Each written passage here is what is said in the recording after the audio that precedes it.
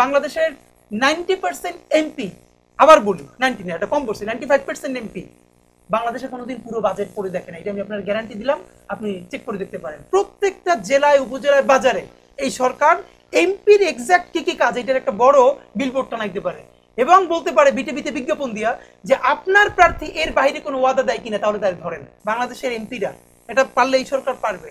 এই যে বাংলাদেশের এমপিরা যে দলের হোক এমপি প্রার্থী, তারা প্রতি এলাকায় গিয়ে যে প্রতিশ্রুতিগুলো দেয় এর 80% তার কাজেই না, তার অ্যাক্টিভিটিসের মধ্যেই নাই। রাস্তা কোনটা হবে, স্কুল কোনটা হবে, ব্রিজ কোনটা হবে, এইটা কি এমপির কাজ? মানে সে পার্লামেন্টের কাজটা কি সেটাই জানেন। তাহলে স্থানীয় সরকারের কাজ কি? পৌরসভার মেয়রের কাজ কি, কমিশনারের কাজ কি, যে এবং অন্যান্য তাদের কাজ কি? এর মানে পৌরসভার মেয়রের কাজও করবে এমপি, তারপরে উপজেলা পরিষদের চেয়ারম্যানের কাজ করবে এমপি, সবই এমপি করলে তাহলে ওই পোস্টগুলো রাষ্ট্র, এতটা রাষ্ট্র না, জনগণের টাকায় পালে কিসের জন্য?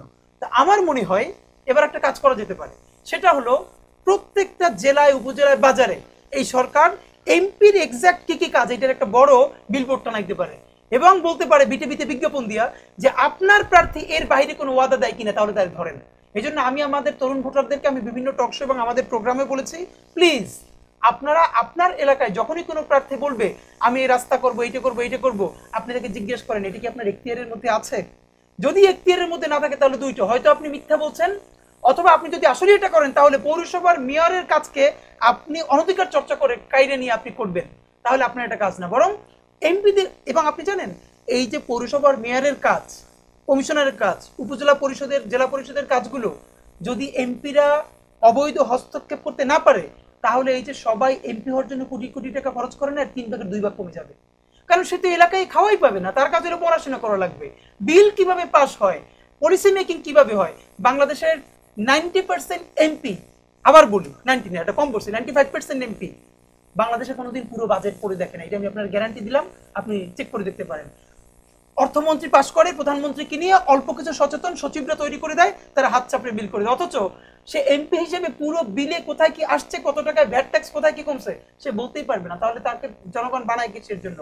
তাকে বানায় এইখানে সে ইনপুট দিবে, সে বলবে যে আপনি জনগণের কাছ থেকে এত টাকা ভ্যাট ট্যাক্স নিচ্ছেন, প্রান্তিক মানুষের কাছ থেকে, কিন্তু তার চিকিৎসার জন্য, তার শিক্ষার জন্য খুবই অল্প কয় টাকা বরাদ্দ করছেন। আপনি সেই সব টাকারে কাইরে নিয়া আপনি যে পূর্বাচলে উড়াল সেতু বানাইতেছেন, সেখানে কোনো গরিব উঠতে পারবে না, সিএনজি উঠতে পারবে না। এর মানে আপনি কম ধনী মানুষদের টাকা ভ্যাট ট্যাক্স নিয়ে আপনি ধনীদের জন্য বিনিয়োগ করতেছেন, এইটা আমি হইতে দিব না, এটা এমপিকে বলতে পারতে হবে।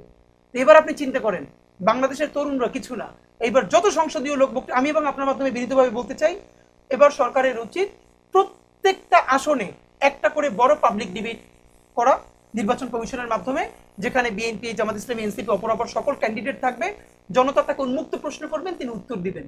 এই পাবলিক ডিবেট আমাদের করা উচিত এবং সরকারের নিজের গরজে, নিজের উদ্যোগে প্রত্যেকটা জেলায়, উপজেলায়, বাজারে বাজারে বিলবোর্ড দেওয়া উচিত, বিটিভিতে বিজ্ঞাপন দেওয়া উচিত, দিবেন কি স্যাটেলাইট টিভিতেও, যে আসলে এমপির এক্স্যাক্টলি কাজ কি।